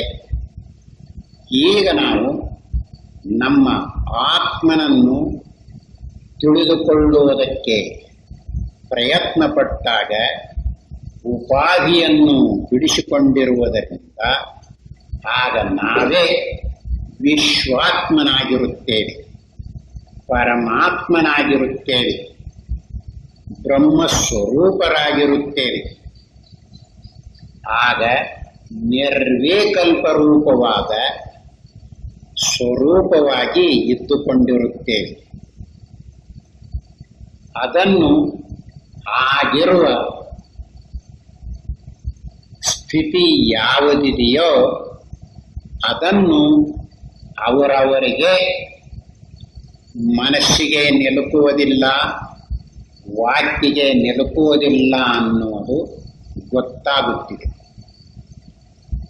ಈಗ ಶಾಸ್ತ್ರದಲ್ಲಿ ಬರೆದಿರುವ ಮಾತುಗಳನ್ನು ಓದಿಕೊಂಡು ಆತ್ಮನು ಬ್ರಹ್ಮನು ಸಚ್ಚಿದಾನಂದ ಸ್ವರೂಪನಾಗಿದ್ದಾನೆ, ನಿರ್ವಿಕಲ್ಪನಾಗಿದ್ದಾನೆ, ನಿರ್ವಿಶೇಷನಾಗಿದ್ದಾನೆ, ನಿತ್ಯನಾಗಿದ್ದಾನೆ, ಪರಿಪೂರ್ಣನಾಗಿದ್ದಾನೆ, ಏನು ಬೇಕಾದ ಹೇಳ್ರಿ. ಇದು ಎಲ್ಲ ಏನು ತೋರಿಸ್ತೈತಿ ಅಂದರೆ ಆತ್ಮಸ್ವರೂಪನಾಗಿ ಪರಮಾರ್ಥ ಸ್ವರೂಪವಾಗಿ ಉಪಾಧಿಯನ್ನು ಬಿಡಿಸಿಕೊಂಡು ನಿಂತಿಲ್ಲ ಇವನು ಅಂತ ತೋರಿಸ್ತೈತಿ. ಆ ಮಾತು ಏನು ತೋರಿಸ್ತೈತಿ? ಇವನು ತಿಳಿದಿದ್ದಾನೆಯೋ ಇಲ್ಲವೋ ಅನ್ನೋದಕ್ಕೆ ತಾಳೆ ತೆಗೀತಾ ಇದೆ. ಅದು ಲೆಕ್ಕ ಹೇಳಿದಾಗ ತಾಳೆ ತೆಗೆದ್ರೆ ನಿಜವಾದ ಉತ್ತರ ಐತಿ ಅಂತ ಹೇಗೆ ಹುಡುಗರಿಗೆ ಗೊತ್ತಾಗುತ್ತಿದೆಯೋ ಹಾಗೆ ಗೊತ್ತಾಗುತ್ತಿದೆ. ಇವನು ಹಾಗೆ ಹೇಳ್ತಾ ಇದ್ದಾನಲ್ಲ, ಅದರ ಮೇಲಿಂದ ಇವನು ಆ ರೂಪವಾಗಿ ನಿಂತಿಲ್ಲ, ಮಾತುಗಳನ್ನು ಬಳಸ್ತಾ ಇದ್ದಾನೆ ಅಂತ ಬಲ್ಲವರಿಗೆ ಗೊತ್ತಾಗ್ತಾ ಇದೆ. ಆದ್ದರಿಂದಲೇ ಶಾಸ್ತ್ರೀಯ ಮಾತುಗಳನ್ನು ಬಳಸುವುದು ಒಂದು ಕ್ರಮ, ಅನುಭವ ಮಾಡಿಕೊಂಡು ತಿಳಿಸುವುದು ಒಂದು ಕ್ರಮ. ಹೀಗೆ ಎರಡು ಇಟ್ಟುಕೊಂಡಿದೆ. ಹೊರಗೆ ಹೇಳುವಾಗ ನಮ್ಮ ಬುದ್ಧಿಯ ಮಟ್ಟವನ್ನು ಮೀರಿ ಹೇಳಿದರೆ ಬಹಳ ಚೆನ್ನಾಗಿ ಹೇಳ್ತಾ ಇದ್ದಾರೆ ಅಂತ ಅನಿಸ್ತಾ ಇದೆ. ಯಾಕೆ? ನಮ್ಮ ಬುದ್ಧಿಗೆ ಎಷ್ಟು ತಿಳಿದಿದೆ ನೋಡು, ಅದಕ್ಕಿಂತಲೂ ಹೆಚ್ಚಾಗಿ ಹೇಳ್ತಾ ಇರುವುದರಿಂದ ಚೆನ್ನಾಗಿ ಹೇಳುತ್ತಾರೆ ಅಂತ ಕಲ್ಪನೆ ಮಾಡಿಕೊಳ್ತೇವೆ. ಆದರೆ ಅನುಭವವನ್ನು ನೋಡಿಕೊಳ್ಳುವುದಕ್ಕೆ ತಯಾರಾದ ಜಿಜ್ಞಾಸುಗಳಿದ್ದಾರಲ್ಲ, ಅವರಿಗೆ ಗೊತ್ತಾಗುತ್ತಿದೆ ಏನು ಶಾಸ್ತ್ರೀ ಮಾತು ಎಷ್ಟು ದಿವಸ ಹೇಳಿದರೂ ಏನು ಪ್ರಯೋಜನವಾಗುತ್ತಿದೆ, ಅವ್ರಿಗೂ ಗೊತ್ತಿಲ್ಲ, ನಮಗೂ ಗೊತ್ತಾಗುವುದಿಲ್ಲ ಅಂತ ಅನಿಸ್ಬಿಡ್ತೈತೆ. ಹೀಗೆ ಆದ್ದರಿಂದಲೇ ಇಲ್ಲಿ ನಮ್ಮ ಸ್ವರೂಪವೇ ಇಡೀ ಜಗತ್ತಿಗೆ ಆತ್ಮನಾಗಿದೆ ಅಂತ ಈಗ ಹೇಳಿದರೆ ಎಷ್ಟು ವಿರೋಧವಾಗುತ್ತಿದೆ. ನಮ್ಮ ಆತ್ಮ ಅಂದರೆ ಈ ಶರೀರದ ಒಳಗೆ ಸಿಕ್ಕೊಂಡಿರುವವನಾಗಿದ್ದಾನೆ. ಇವನು ಹೇಗೆ ಉಳುಕಿದವರಿಗೆಲ್ಲ ಆತ್ಮನಾಗುತ್ತಾನೆ, ಇಡೀ ಜಗತ್ತಿಗೆ ಆತ್ಮನಾಗುತ್ತಾನೆ ಅಂತ ಸಂಶಯ ಬರುತ್ತಿದೆ. ಆದರೆ ಉಪಾಧಿ ಬಿಡಿಸಿಕೊಂಡು ನೋಡುವುದಕ್ಕೆ ತಯಾರಾದ ಜಿಜ್ಞಾಸುಗಳಿದ್ದಾರಲ್ಲ, ಅವರಿಗೆ ಹೌದು, ಹಾಗೆ ಬಿಡಿಸಿಕೊಂಡಾಗ ನಮ್ಮ ಈಗಿರುವ ಪರಿಚ್ಛಿನ್ನ ರೂಪನಾದ ಜೀವಾತ್ಮನಿದ್ದಾನಲ್ಲ, ಇವನಿಗೂ ಆ ವಿಶ್ವಾತ್ಮನಿದ್ದಾನಲ್ಲ ಅವನಿಗೂ ಯಾವ ಅಡ್ಡಿ ಇಲ್ಲ. ಯಾವುದು ಅಡ್ಡಿಯಾಗಿತ್ತೋ ಅದು ಇಲ್ಲದಂತೆ ಆಗಿದೆ. ಆದ್ದರಿಂದಲೇ ಅದಕ್ಕೆ ಅಳತೆಯಿಲ್ಲದ ಸ್ವರೂಪವಾಗಿದೆ ಅಂತ ಗೊತ್ತಾಗುತ್ತೆ. ಅದನ್ನೇ ಇಲ್ಲಿ ಈ ವೇದಾಂತ ಜ್ಞಾನದಿಂದ ಇಂಥದ್ದೊಂದು ತಿಳಿದು ಬರುತ್ತಿದೆ ಅಂತ ಹೇಳಿರುವುದು. ಶ್ರುತಿಯಲ್ಲಿ ಇದನ್ನು ಆತ್ಮನ ವಿಷಯವನ್ನು ಕೇಳಿ ಇಡೀ ವಿಶ್ವದ ತೆರಳನ್ನು ಅರಿಯುವುದೆಂದರೂ ಒಂದೇ ಎಂದಾಯಿತು. ಆದ್ದರಿಂದಲೇ ಶ್ರುತಿಯಲ್ಲಿ ಆತ್ಮನ ವಿಷಯವನ್ನು ಕೇಳಿ ವಿಚಾರ ಮಾಡಿ ಅರಿತುಕೊಂಡರೆ ಕೇಳದೇ ಇದ್ದದ್ದನ್ನು ಕೇಳಿದಂತಾಗುತ್ತಿದೆ, ವಿಚಾರ ಮಾಡದೇ ಇದ್ದದ್ದನ್ನು ವಿಚಾರ ಮಾಡಿದಂತೆ ಆಗುತ್ತಿದೆ, ಅರಿಯದೇ ಇದ್ದದ್ದನ್ನು ಅರಿತುಕೊಂಡಂತೆ ಆಗುತ್ತಿದೆ ಎಂದು ಹೇಳಿದೆ.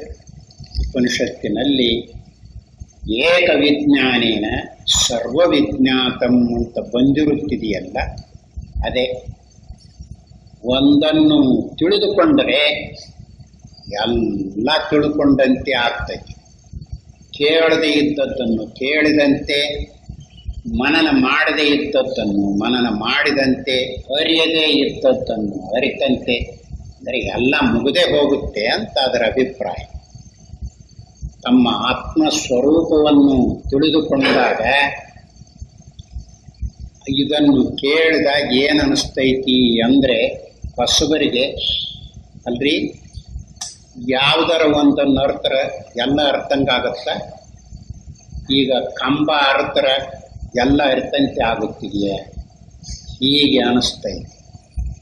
ಯಾಕೆ ಹಾಗಾಗುತ್ತಿದೆ ಅಂದರೆ, ಆ ತತ್ವ ಹೇಗೈತಿ ಅನ್ನೋದು ತಿಳಿಯದಿರುವುದರಿಂದ ಹೀಗೆ ಆಕ್ಷೇಪಣೆ ಮಾಡುವುದು ನ್ಯಾಯವಾಗಿದೆ.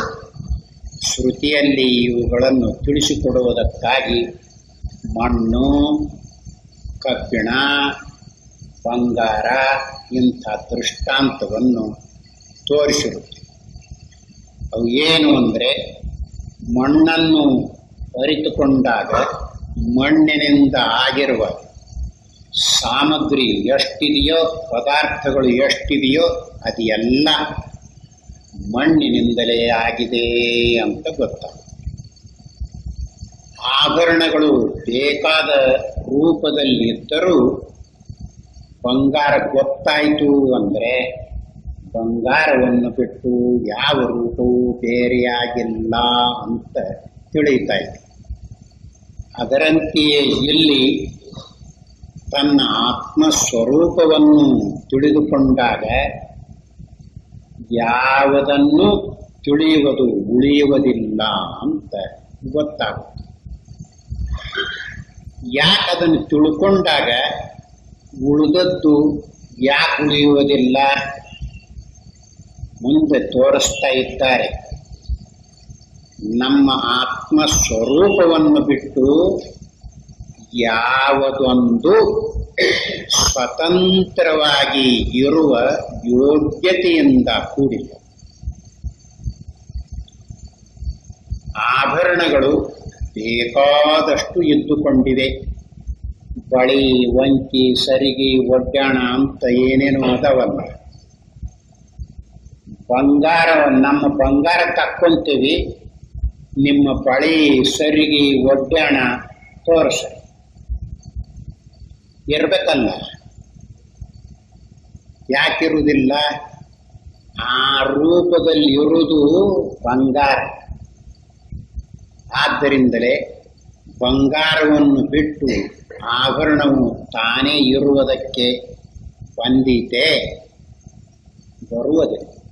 ಹಾಗೆ ಆತ್ಮನನ್ನು ಬಿಟ್ಟು ಇಡೀ ಪ್ರಪಂಚವೆಲ್ಲ ತಾನೇ ಸ್ವತಂತ್ರವಾಗಿ ಇರಬಲ್ಲದೆ ಇರುವುದಿಲ್ಲ.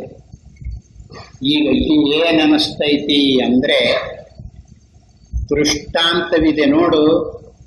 ನಾವು ಹೇಳುವವರು ಕೇಳುವವರು ನೋಡಿರುತ್ತಾರಲ್ಲ, ಅದಕ್ಕೆ ದೃಷ್ಟಾಂತ ಅಂತ. ದೃಷ್ಟಾಂತ ಅಂದ್ರೆ ಕಂಡದ್ದು ಅಂತ. ಹೇಳುವವರು ಕಂಡರ, ಕೇಳುವವರು ಕಂಡರ, ಅದಕ್ಕಾಗಿ ಅದನ್ನು ಹೇಳಿರ್ತಾರೆ. ಅದು ಹೊಂದಿಕೊಳ್ಳುತ್ತಿದೆ. ಹೌದು, ಬಂಗಾರ ಬಿಟ್ಟರೆ ಯಾವ ಆಭರಣ ಇರ್ತೈತಿ? ಇರಕ್ಕೆ ಬರುವುದಿಲ್ಲ. ಎಲ್ಲ ಬಂಗಾರವೇ. ಎಲ್ಲ ಬಳೆ ಅಂದ್ರು ಬಂಗಾರ, ಒಡ್ಯಾಣ ಅಂದ್ರು ಬಂಗಾರ ಅಂತ ಆಯ್ತು. ಅದರಂತೆ ಈಗ ರಾಷ್ಟ್ರಾಂತಿಕ ಐತಿ ನೋಡು. ಇದರಲ್ಲಿ ಒಂದು ಮಜಾ ಐತಿ. ಏನು ಮಜಾ ಐತಿ? ದೃಷ್ಟಾಂತ ತುಳುತೈತಿ, ರಾಷ್ಟ್ರಾಂತಿಕ ಭಾವನೆ ಮಾಡ್ತೈತಿ. ಇದೇ ಹೆಚ್ಚಾಗಿದೆ.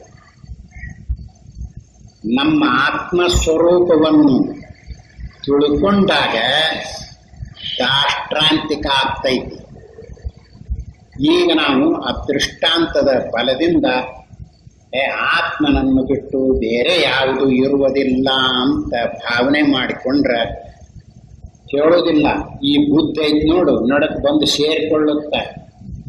ಈ ಬುದ್ಧಿ ಅಲ್ರಿ ನಮ್ಮ ಆತ್ಮನನ್ನು ತಿಳ್ಕೊಂಡ್ರ ಉಳಿದಕ್ಕೆಲ್ಲ ತಿಳಿತಕ್ಕ.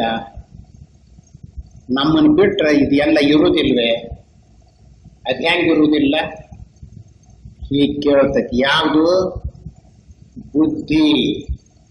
ಆದ್ದರಿಂದಲೇ ಈ ಬುದ್ಧಿಯನ್ನು ಉಪಯೋಗಿಸಿ ಯಾರು ತಿಳಿದುಕೊಳ್ಳುವುದಕ್ಕೆ ಪ್ರಯತ್ನ ಪಡುತ್ತಾರೆಯೋ ಅವರ ಪ್ರಯತ್ನ ವ್ಯರ್ಥವಾಗುತ್ತಿದೆ ಅಂತ ಹೇಳಿ, ಯಥೋ ವಾಚೋ ನಿವೃತ್ತಂತೆ ಅಪ್ರಾಪ್ಯ ಮನಸ್ಸಾ ಸಹ. ವಾಕು ಮನಸ್ಸು ಇವುಗಳನ್ನು ಉಪಯೋಗಿಸಬೇಡ್ರಪ್ಪ ತಾತ್ವಿಕ ಪ್ರಸಂಗದಲ್ಲಿ ಅಂತ ಹೇಳ್ತೈತಿ ಶ್ರುತಿ. ನಮಗ ಇಂದ್ರಿಯಗಳನ್ನು ಮನೋಬುದ್ಧಿಗಳನ್ನು ಬಿಟ್ಟರೆ ಗತಿಯಿಲ್ಲ.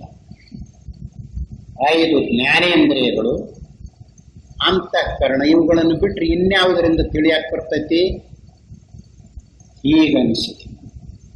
ಅದಕ್ಕನ ಇವುಗಳ ಕ್ಷೇತ್ರವನ್ನೇ ಮೀರಿರುವ ಒಂದು ಅನುಭವ ಇದೆ. ಆ ಅನುಭವದಿಂದಲೇ ತಿಳಿಯುವುದಕ್ಕೆ ಸಾಧ್ಯವಿದೆ ಅಂತ ಶಾಸ್ತ್ರ ತಿಳಿಸುವುದಕ್ಕೆ ಬಂತು.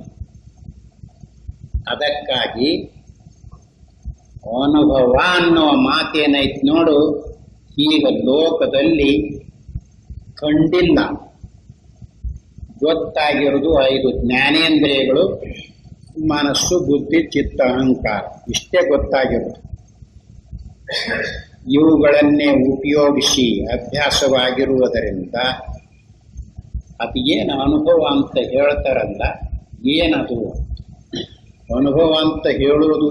ಏನೋ ಅಂತ ಅಲ್ಲ, ಪ್ರತಿಯೊಬ್ಬರಿಗೂ ಈಗಲೇ ಇದ್ದುಕೊಂಡಿದೆ.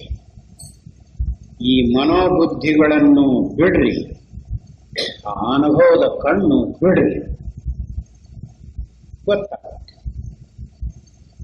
ಇವರಿಗೆ ತಿರ್ಗಾ ಮುರ್ಗ ಉಪಯೋಗಿಸಿ ಅಭ್ಯಾಸ ಆಗೈತಿ. ಇಂದ್ರಿಯಗಳನ್ನು ಮನೋಬುದ್ಧಿಗಳನ್ನು ಉಪಯೋಗಿಸಿ ಇವುಗಳನ್ನು ಬಿಡಕ್ ಬರುವುದಿಲ್ಲ. ಆ ಅನುಭವ ಕಣ್ಣು ತೆರೆಯುವುದಿಲ್ಲ. ಹೀಗಾಗಿ ಅದಕ್ಕಾಗಿಯೇ ಶಾಸ್ತ್ರದಲ್ಲಿ ಸಾಧನಗಳ ಅವಶ್ಯಕತೆ ಐತಿ ಅಂತ ತೋರಿಸೈತಿ. ಸಾಧನ ಯಾರು ಮಾಡಿಲ್ಲವೋ ಅವರಿಗೆ ಬೇಕಾದಷ್ಟು ಪಾಂಡಿತ್ಯತನ ಇರಬಹುದು, ಓದಿಕೊಂಡಿರಬಹುದು, ಆದರೂ ಶಬ್ದಕ್ಕೆ ಅರ್ಥವಾಗಿರುತ್ತಿದೆ. ಪದಾರ್ಥ ಯಾವುದು ಗೊತ್ತಾಗಿರ್ಬೋದು. ಈಗ ಹುಡುಗರಿಗೆ ತಂಬಿಗೆ ಅಂತ ಹೇಳಿದಾಗ ತಂಬಿಗೆ ಅಂತ ಅನಿಸ್ತೈತಿ. ತಂಬಿಗೆ ಅಂತ ಹೇಳಿದರು ಅಂತ. ಪದಾರ್ಥ ಯಾವುದು? ತಮ್ಮ ಅಲ್ಲಿ ತಂಬಿಗೆ ಐತಿ, ಹೋಗು ತಗೊಂಡ್ ಬಾ ಅಂತ ತಾಯಿ ಹೇಳ್ತಾ ಇದ್ದಾಳೆ. ಹೋಗ್ತಾನ ಆ ಹುಡುಗ. ಹೋಗಿ ಅಲ್ಲಿ ಕಲ್ಲಿದ್ರೆ ಕಲ್ಲು ಹಿಡಿತಾ ಇದ್ದ. ಅದಲ್ಲ ಅದಲ್ಲ, ಅದನ್ನ ಅಲ್ಲೇ ಇಡು, ಅದರ ಹತ್ತಿರ ಐತ್ ನೋಡು, ಮಿಸ್ತೈತ್ ನೋಡು, ಅದನ್ನ ತಗೊಂಡ್ ಬಾ. ಅದನ್ನ ಮುಟ್ಟಿ ಅದು ಅದೇ ನೋಡು. ಹೀಗೆ ಹೇಳಿದಾಗ ಅವಾಗ ಪದಾರ್ಥ ತಂಬಿಗೆ ಅನ್ನುವುದಕ್ಕೆ ತಂಬಿಗೆ ಅಂತ ಅರ್ಥವಾದರೂ ಪದಾರ್ಥ ಅದು ಸರಿಯಾಗಿ ಮುಟ್ಟಿದಾಗಲೇ ಪದಾರ್ಥ ತಂಬಿಗೆ ಅನ್ನುವ ಪದಾರ್ಥ ಹೀಗಿರುತ್ತಿದೆ ಅಂತ ಗೊತ್ತಾಗುತ್ತಿದೆಯಲ್ಲ. ಇದರಂತೆಯೇ ನಮಗೆ ಈಗ ನಾನು ಅಂತ ಹೇಳ್ತೇವೆ. ನಾನು ಅಂತ ಹೇಳ್ತಾ ಇದ್ದೇವಲ್ಲ, ಯಾವ ಪದಾರ್ಥ? ಯಾವ ಪದಾರ್ಥ ಅದು? ಸರಿ, ನಾನಂತ ಹೇಳಿದ್ರೆ ಪದಾರ್ಥ ನೋಡ್ರಿ, ನಾನು ಅದಕ್ಕೆ ಈಗ ಬಂದಿರುವುದು ಏನು? ಶರೀರ ತೋರಿಸ್ತಿ, ನಾನು ತೋರಿಸಲಿಲ್ಲ. ಆಮೇಲೆ ಕಣ್ಣು ಕಿವಿ ಮುಟ್ತಾ ಇದ್ದಾನೆ, ಇಂದ್ರಿಯಗಳನ್ನು ತೋರಿಸ್ತಿ, ನಾನು ಅನ್ನುವ ಪದಾರ್ಥ ತೋರಿಸಲಿಲ್ಲ. ಆಮೇಲೆ ಮೂಗಿನಾಗ ಓಡಾಡುವುದು ಪ್ರಾಣ ತೋರಿಸಬಹುದು, ಪ್ರಾಣ ತೋರಿಸ್ತಿ, ನಾನು ಅನ್ನೋದನ್ನು ತೋರಿಸಲಿ. ಹೀಗೆ ಮನಸ್ಸು ತೋರಿಸಬಹುದು, ಬುದ್ಧಿ ತೋರಿಸಬಹುದು. ಹೀಗಿದ್ದುಕೊಂಡು ನಾನು ಅಂತ ಪ್ರತಿಯೊಂದು ಸಾರಿ ಪ್ರಯೋಗ ಮಾಡುತ್ತಲೇ ಇದ್ದೇವೆ. ಎಲ್ಲದರಲ್ಲಿ ಪ್ರಯೋಗ ಮಾಡುತ್ತೇವೆ. ನಾನೇ ಹೋಗಿದ್ದೆ, ನಾನೇ ಬಂದೆ, ನಾನೇ ಕೂತೆ, ನಾನೇ ಎದ್ದೆ ಅನ್ನುವಾಗ ಶರೀರದಲ್ಲಿ ನಾನಂತ ಹೇಳ್ತಾನೆ.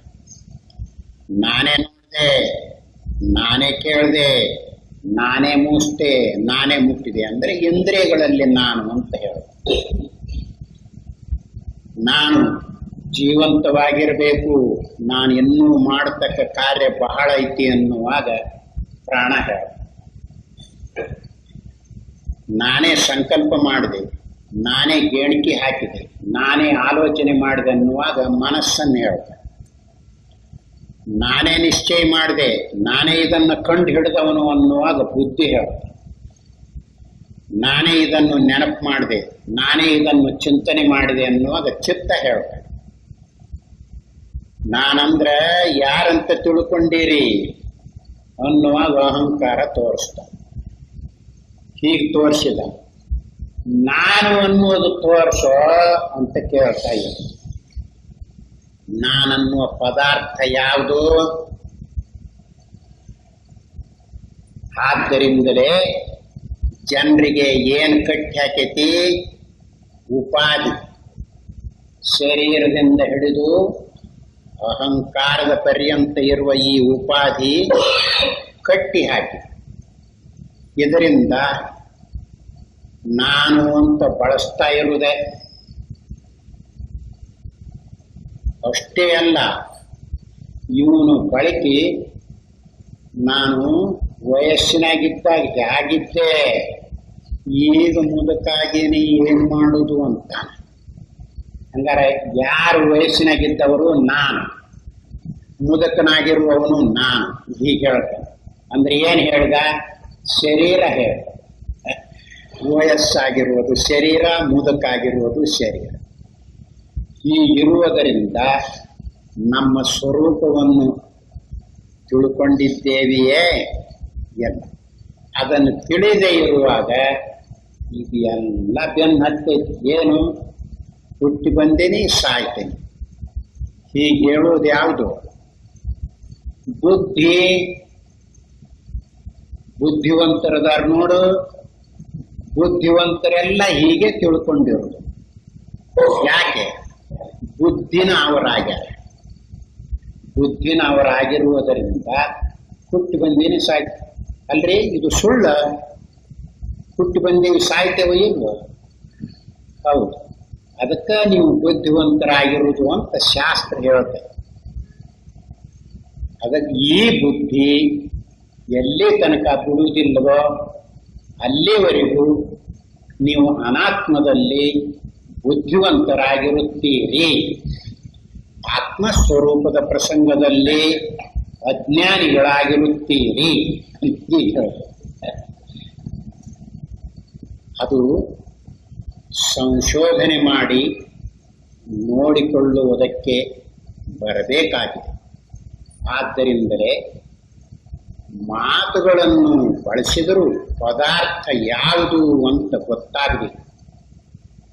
ಶಾಸ್ತ್ರದಲ್ಲಿ ತತ್ವಮಸಿ ಅಂತ ಹೇಳಿದಾಗ ತ್ವಂ ತತ್ ಅಸಿ, ನೀನೇ ಅದಾಗಿದ್ದೀಯೇ ಅಂತ ಹೇಳ್ತಾರೆ. ತ್ವಂ ಅಂದರೆ ನೀನು. ನೀನು ಅಂತ ಹೇಳಿದಾಗ ಯಾವ ಪದಾರ್ಥ ಇವನಿಗೆ ಗೊತ್ತಾಗುತ್ತಲ್ಲ. ಅದು ಗೊತ್ತಾಗದೇ ಇರುವಾಗ ಅಲೆ ಹೀಗದೇನಲ್ಲ, ಹೀಗೆ ಅದೇನಿ ಅಂತ ತಿಳ್ಕೊಂಡ್ರೆ ಅಸುರರಾದರು ಅಂತ. ಯಾಕಂದ್ರೆ ಈ ಶರೀರ ರೂಪದಿಂದಲೇ ಏನಾದರೂ ಮಾಡಿ ಬದುಕೊಂಡಿರಬೇಕು ಅಂತ ತಿಳ್ಕೊಂಡಿದ್ದಾರಲ್ಲ, ಅವರಿಗೆ ಅಸುರರು ಅಂತ ಕರೆದರು. ಅದಾಯ್ತು.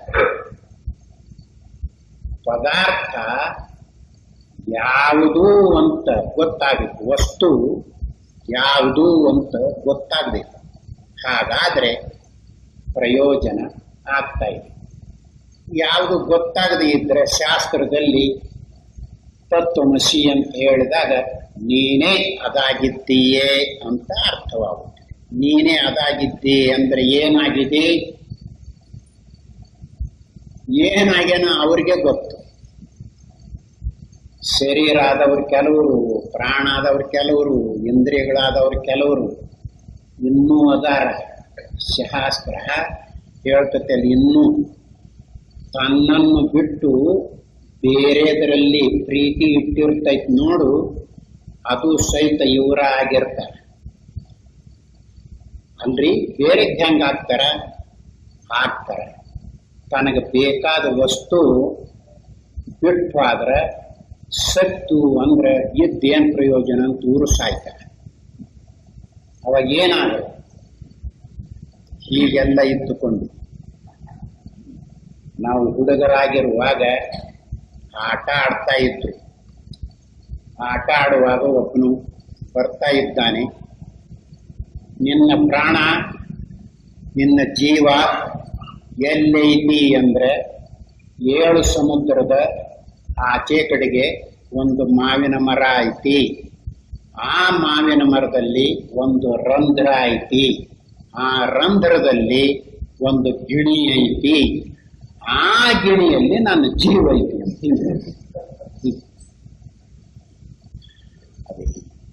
ಅದು ಎಲ್ಲರಿಗೂ ಆಗಿರ್ತೈತಿ. ಯಾಕಂದ್ರೆ ತನ್ನನ್ನು ಬಿಟ್ಟು ಸುತ್ತು ಇದ್ದುಕೊಂಡಿರ್ತೈತಲ್ಲ, ಮಕ್ಕಳು ಮರಿ ಬಂಧು ಬಳಗ ಜಾತಿ ಕೋತಿ ಅಂತ ಇರ್ತೈತಲ್ಲ, ಅದರಲ್ಲಿ ಏನಾದ್ರೂ ಹೆಚ್ಚು ಕಡಿಮೆ ಆದ್ರೆ ಇವನಿಗೆ ನೋವಾದಂಗ ಆಗುತ್ತೋ ಇಲ್ಲ.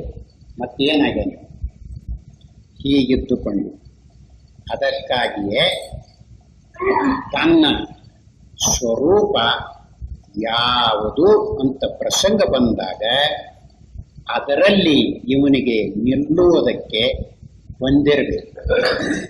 ಉಪಾಧಿ ಬಿಡಿಸಿಕೊಂಡು ನೋಡಿದಾಗಲೇ ಗೊತ್ತಾಗುತ್ತೆ. ಉಪಾಧಿ ಹೀಗೆ ಇರ್ತೈತಿ, ಅದು ಗೊತ್ತಾಗ್ಲಿ ಅಂದ್ರೆ ಆಗುದಿಲ್ಲ.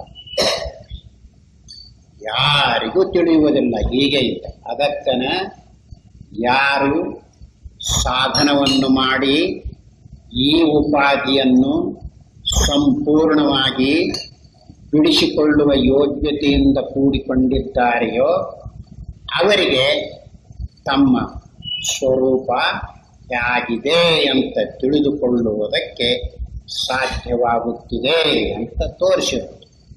ಅದನ್ನೇ ಇಲ್ಲಿ ನಮ್ಮ ಆತ್ಮನನ್ನು ತಿಳಿದುಕೊಳ್ಳುವುದೆಂದರೂ ಒಂದೇ, ವಿಶ್ವಾತ್ಮನನ್ನು ತಿಳಿದುಕೊಳ್ಳುವುದೆಂದರೂ ಒಂದೇ, ಪರಮಾತ್ಮನನ್ನು ತಿಳಿದುಕೊಳ್ಳುವುದೆಂದರೂ ಒಂದೇ ಅಂತ ಹೀಗೆ ಹೇಳಿರುತ್ತೆ.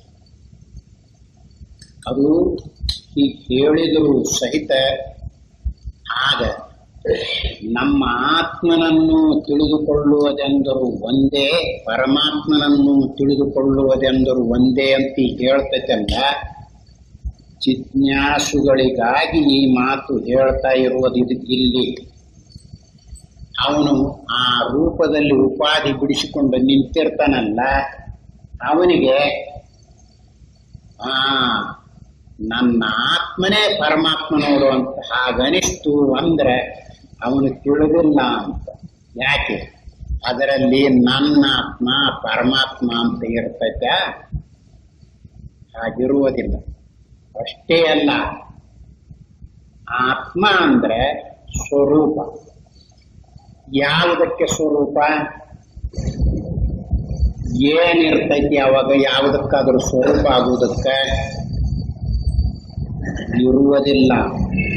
ಆದ್ದರಿಂದಲೇ ಬರವಣಿಗೆ ಬೇರೆ ಇರ್ತೈತಿ, ಅನುಭವ ಬೇರೆ ಇರ್ತೈತಿ. ಅದಕ್ಕೆ ಸಮೀಪವಾಗಿ ಬರವಣಿಗೆ ಇರ್ತೈತಿ. ಆದ್ದರಿಂದಲೇ ಅನುಭವಕ್ಕೂ ಜ್ಞಾನಕ್ಕೂ ಇರುವ ಅಂತರ ಗೊತ್ತಾಗಬೇಕಾದ್ರೆ ಅವನು ಈ ರೂಪದಲ್ಲಿ ಅನುಭವಿಸಿದ್ರೆ ಗೊತ್ತಾಗ್ತಾ ಇದೆ. ಇಲ್ಲದಿದ್ರೆ ಅನುಭವ ಅಂದ್ರೂ ಅದೇ, ಜ್ಞಾನ ಅಂದ್ರೂ ಅದೇ ಅಂತ ಬಡ್ಕೊಂಡು ಹೋಗ್ತಾ ಇದ್ದಾನೆ. ಯಾವನು ಬರೀ ಶಾಸ್ತ್ರ ಓದೇನಲ್ಲ, ಅವನು ಹೇಳುವಾಗಲೂ ಅದನ್ನ ಹೇಳ್ತಾ ಇದ್ದಾನೆ. ಅವನು ತಾನು ಭಾವನೆ ಮಾಡ್ಬೋದು, ಹಾಗೆ ಭಾವನೆ ಮಾಡಿಕೊಂಡಿರ್ತಾನೆ. ಆದರೆ ಅದನ್ನು ಬಲ್ಲವರಿದ್ದಾರಲ್ಲ, ಇವನಿಗೆ ಶಾಸ್ತ್ರೀಯ ಜ್ಞಾನವಿದೆ, ನಿಲುಗಡೆ ಬಂದಿಲ್ಲ ತತ್ವದಲ್ಲಿ ಅಂತ ಅವರಿಗೆ ಗೊತ್ತಾಗುತ್ತದೆ. ಅಪ್ಪ, ನೀನು ಇನ್ನೂ ನಿನ್ನ ನಿಜ ಸ್ವರೂಪದಲ್ಲಿ ನಿಲುಗಡೆಯನ್ನು ಹೊಂದಿಲ್ಲ, ನಿನಗೆ ಶಾಸ್ತ್ರೀಯ ಜ್ಞಾನವಾಗಿದೆ, ನೀನು ಅಚ್ಚುಕಟ್ಟಾಗಿ ಶಾಸ್ತ್ರವನ್ನು ಹೇಳಬಲ್ಲೆ, ಜನರಿಗೆ ಗೋಣ ಹಾಕಿಸಬಲ್ಲೆ, ಆದರೆ ನಿನ್ನನ್ನು ನೀನು ತಿಳಿದುಕೊಳ್ಳುವುದಕ್ಕೆ ಪ್ರಯತ್ನಿಸು ಅಂತ ಹೇಳಿದರೆ ಅವನು ಅಭಿಮಾನವನ್ನು ಬಿಟ್ಟು, ಹೌದು ನಾನು ಇನ್ನೂ ತತ್ವದಲ್ಲಿ ನಿಂತಿಲ್ಲ, ನಿಜವಾದ ಪ್ರಯೋಜನವನ್ನು ಹೊಂದಿಲ್ಲ ಅಂತ ಅನಿಸ್ತು, ಅವನು ಪ್ರಯತ್ನ ಮಾಡ್ತಾ ಇದ್ದಾನೆ. ಅಭಿಮಾನ ಬಂತು ಅಂದ್ರೆ ಪ್ರಯತ್ನ ಮಾಡಿಸಿಕೊಡುವುದಿಲ್ಲ ಅದು. ಯಾಕೆ? ಅವರೇನು ಹೇಳ್ತಾರೆ, ನಾನು ತಿಳಿದೇನು ಹೋಗು ಅಂತ ಹೀಗೆ ಹೇಳ್ತಾರೆ. ಇಷ್ಟು ಬೆರಕಿತನಾಗಿ ಅದನ್ನೇ ಶಾಸ್ತ್ರದಲ್ಲಿ ಮಾಯಾ ಎಲ್ಲಿ ತನಕ ಇವನಿಗೆ ಬೆನ್ನು ಹತ್ತಿರ್ತೈತಿ ಅಂದ್ರೆ 6 ಮೆಟ್ಲು ಹತ್ತಿ ಇನ್ನು ಮಹಡಿ ಮ್ಯಾಲೆ ಹೆಜ್ಜೆ ಇಡಬೇಕು, ಅಲ್ಲಿ ತನಕ ಇರ್ತೈತಿ ಅಂತ ಹೇಳ್ತಾರೆ. ಅಂದ್ರೆ ಇವನಿಗೆ ಆಗ ನನಗೆ ಗೊತ್ತಿಲ್ಲದ ಯಾವ್ದೈತಿ ಅಂದ್ರೆ ಅಲ್ಲಿಂದ ಥಪ್ ಅಂತ ಭೂಮಿ ಮೇಲೆ ಬೀಳ್ತಾನೆ. 1ನೇ ಮೆಟ್ಟಿನ ಮೇಲಿಂದ ಬೀಳ್ತಾರ ನೋಡು, ಅಷ್ಟು ಪೆಟ್ಟು ಹತ್ತುದಿಲ್ಲ. ಏನೋ ಕೈಯೋ ನಡಕ್ಕ ಏನಾರ ತೆರೆದಿರ್ಬೋದು. 6 ಮೆಟ್ಲು ಹತ್ತಿ ಬೀಳ್ತಾನ ನೋಡು, ಸ್ವಂತನ ಮುಗಿದಲ್ಲಿ ಸತ್ತ ಹೋಗ್ತಾನೆ. ಹೀಗೆ ಆದರೆ ಇಲ್ಲಿ ಆತ್ಮಜ್ಞಾನ ಅಂದ್ರೆ ಅನುಭವ ಮಾಡಿದ ನಂತರ ಆಗುವ ಜ್ಞಾನ. ಇದರ ವಿಂಗಡವು ಗೊತ್ತಾದಾಗಲೇ ತನ್ನ ಆತ್ಮೆ ವಿಶ್ವಾತ್ಮ ಅನ್ನೋದು ತಿಳಿಯುತ್ತಾ ಇದೆ ಅನ್ನೋದನ್ನು ತೋರಿಸಿ. ಓಂ ನಾರಾಯಣ.